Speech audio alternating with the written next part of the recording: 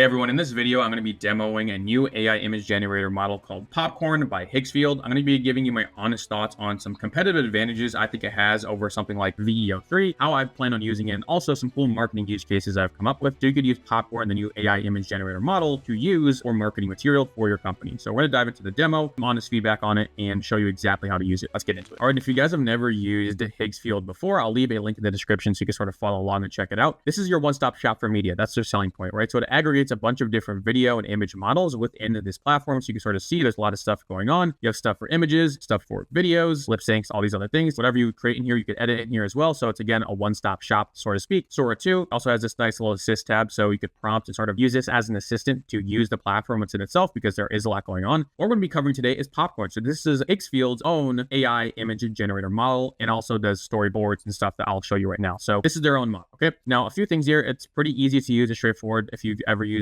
any other AI image generator models. You have auto at the bottom, which is what I'm going to cover mostly because I think this is one of the cooler use cases. You have manual and you have insta dump. All right. So for insta dump, this is something that I'm not going to cover much, but essentially you could choose a pack of trending media and then you can manipulate that media, giving it a photo. So if you want yourself and a bunch of images looks maxing, you could select this pack, you could add a photo of yourself, and then you'll get an insta dump of you looks maxing. All right. So use that if you would like to, but I'm going to cover basically their storyboard and their feature of generating images. All right. So at the bottom, you have auto and you have manual. So manual is sort of what you've seen with other things. And you could use another LLM to sort of fill this in, or you could probably use their assist chatbot as well. But basically you give it an image. So here, the image I give it is going to be Michael Jordan. I think he's the GOAT, the best basketball player of all time. I give him Michael Jordan, and then you could write the scenes of what you want Michael Jordan or the image that you give it to do. So scene 1 could be this, 2 could be this, 3 could be this, 4 could be this, right? And in terms of input, you can select up to 4 reference images to then go ahead and use for the scenes. Now, one piece of advice I could give you guys for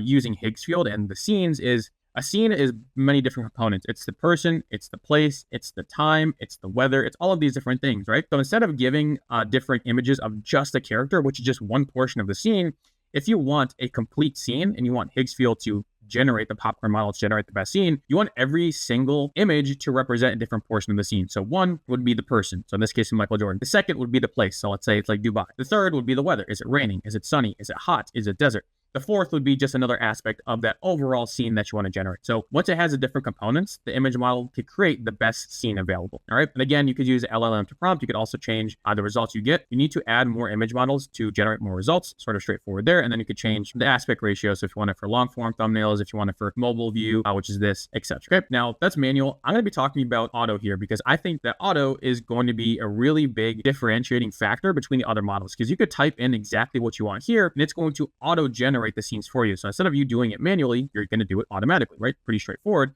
You could type in what you want here. What it's going to do is going to give you a bunch of different starting points. A really big pain point of using some of the other image generator models is when you do it one by one, it just takes a long time, right? You have to reprompt it because they're not going to nail it on the first try or the second try or the third try. You have to keep on iterating it until you get a really good starting point to then go and use for your media and whatever you want to cover. Here, you can basically describe what you want. It's going to give you a few images, depending on how many you choose as a starting point. So here, essentially I said, put this man, the prompt was put this man in front of the most popular tourist attractions in the world. This was the exact prompt that I let run. And this is sort of what you get. So pretty typical here, right? You have Michael Jordan in front of the Eiffel Tower, Great Wall of China. This is New York downtown, Times Square. And then I believe this is Greece, correct me if I'm wrong. So these are, pretty simple here, right? And they're pretty good images. So you could see the character consistency is pretty good. They actually have him walking. So you could see the raw image I gave was just this. Let me go back here. The raw image I gave was just him. So you can't even see his arms. You can only see sort of what he's wearing in his face. You can see the way that manipulates the body. So the fingers are sort of meshed up here. Maybe one is like bent a little bit, but you can see it generated the rest of the suit and the hands. You can see it has him in the walking position with the hands as well. And then these are more or less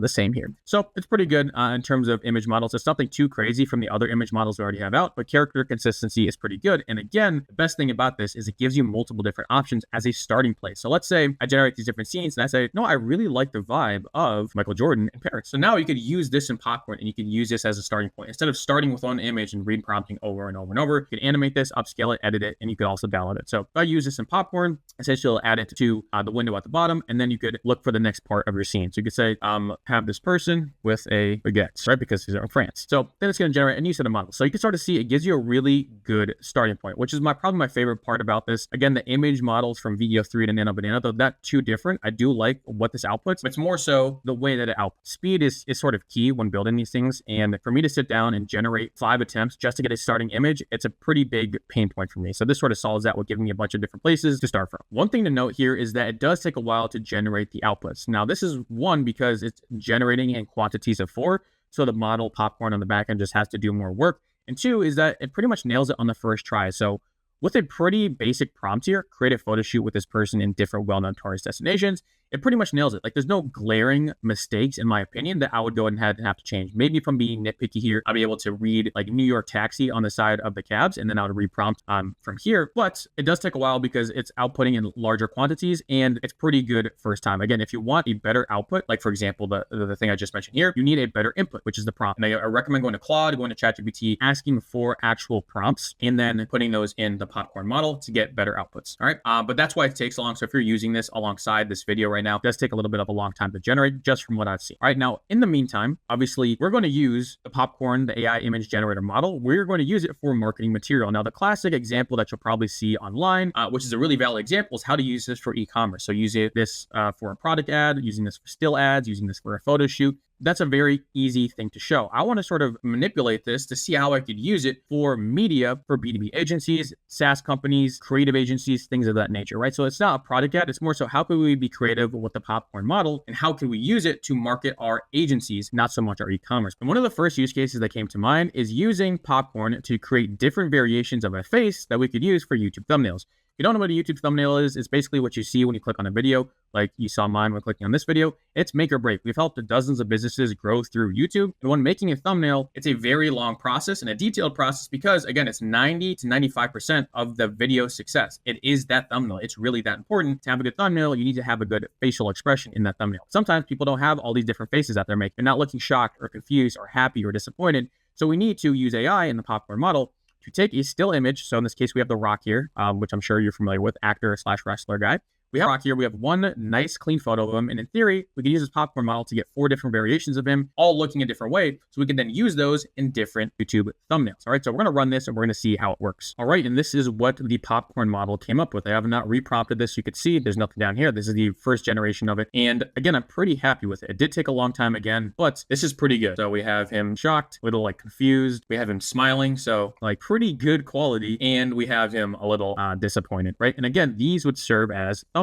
So if you ever watch videos, you see creators with different faces, like look at my thumbnails, I'm usually smiling, or I'm sad, or I'm going like this. These are all expressions you can now generate with one clear image of yourself. So think about replacing photographer, going and taking professional pictures. This is a pretty good use case to generate real media that you could use for your creative agency, for your marketing agency, for social media, thumbnails, things outside of just e-commerce, because I know that's a really easy application to apply these AI image generators to. So this is one way that you could use the Popcorn model, Higgsfield's Popcorn model, to actually go ahead and create media for yourself. Another way is you could use Higgsfield Popcorn model as a storyboard functionality because character consistency is so good. So if you were to come in here, do the manual version and upload a bunch of different scenes with the character that you want, you could then use this to portray visually what you're talking about in media like TikTok, Instagram, YouTube, etc. And one of the best people doing this right now, in my opinion, is Ray William Johnson on TikTok. Absolutely crushing it. Now, I don't know what model he is using, but you could pull the types of videos he's creating with this Higgsfield Popcorn model, right? So I just want you to watch some of this video here. And you can see he's talking about this person. And this is the types of stuff that he's making in terms of the actual creative aspect. So he is talking about a real life story and real life people using AI to supplement things that people don't have pictures for. So this is a real life story, but of course there's not pictures for every single detail of the story, like real pictures that is. So you could use AI to make engaging posts like this with character consistency in different places to fill in the story and make it more appealing. That's why this man literally does not miss. He has 20 million followers, and honestly, when his videos pop up, I watch them because they're that engaging. The stories are good, the script writing is good, but the visuals really tie the story in together. And you could do something like this using the storyboard functionality and the image generation functionality on the Popcorn model from Higgsfield. All right, so that's just another way that you could go ahead and use this image gen model for like real life media applications.